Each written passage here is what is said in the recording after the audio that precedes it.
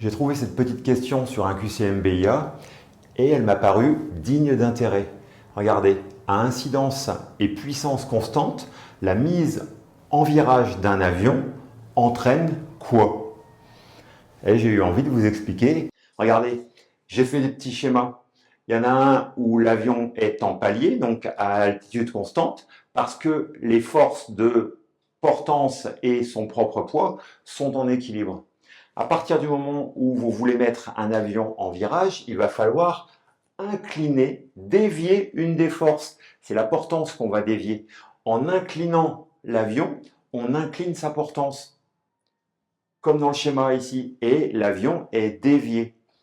Alors, très bien, sauf que, regardez bien le schéma. Quand j'incline ma portance, j'en perds un petit bout. J'ai moins de portance sur l'axe vertical parce que j'en ai un petit bout sur l'axe horizontal, sur l'axe de déviation. Alors sur l'axe vertical, eh bien, j'ai moins de portance et autant de poids, mon avion descend. Et c'est la réponse qu'il fallait choisir pour ce QCM.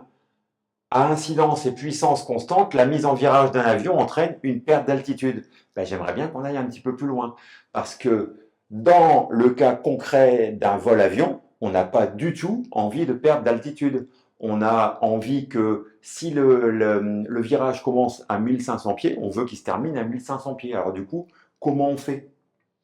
Eh bien, on va devoir faire en sorte d'augmenter notre portance pour qu'elle vienne combler le petit vide dû à son inclinaison. Je retrace ce qui manque.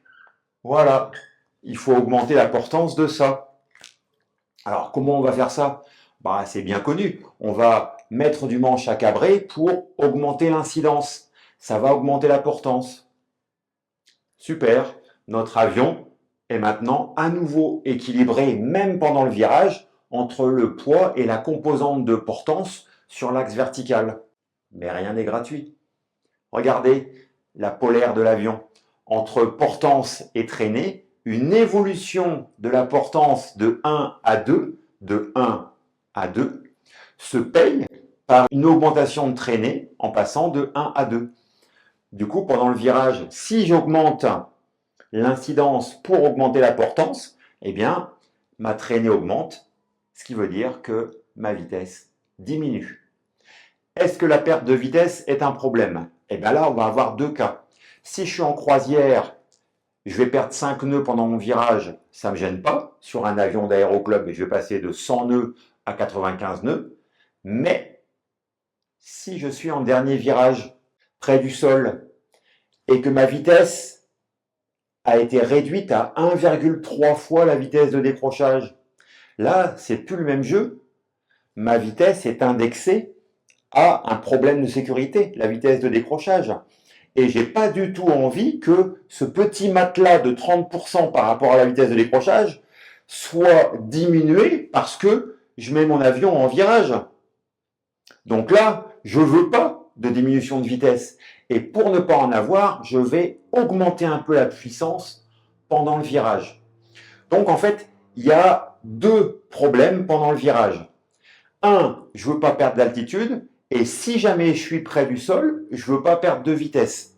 Donc dans un virage normal, quand je suis en palier croisière et que la perte de vitesse n'est pas un problème, eh bien je ferai juste une action à cabrer pour augmenter ma portance. Je le paierai d'une perte de vitesse. Mais quand je suis près du sol et à vitesse faible, je vais accompagner cette augmentation d'incidence d'une augmentation de puissance pour ne pas perdre de vitesse, on l'a déjà dit. Eh bien, regardez, on va retrouver tous ces cas-là dans les réponses de la question. Incidence et puissance constante. C'est justement le problème, c'est ce qu'on vient d'expliquer. Pendant un virage, on ne veut pas perdre d'altitude. Du coup, on va augmenter l'incidence. Et si jamais le virage est près du sol, on ne veut pas perdre de vitesse à cause de l'augmentation d'incidence. Donc, on va augmenter la puissance. Et bien là, c'est ni l'un ni l'autre. Eh ben, en fait, ce virage, c'est un virage peut-être de maniabilité, un exercice qu'on fait avec un instructeur, mais c'est pas un vrai virage. Alors, si on veut répondre complètement à la question, c'est bien la réponse A. À incidence et puissance constante, quand on met un avion en virage, effectivement, ça va entraîner une perte d'altitude. Mais je pense que ça va mieux avec l'explication et que c'était pas si évident que ça. On se revoit bientôt pour une autre explication. Bye bye.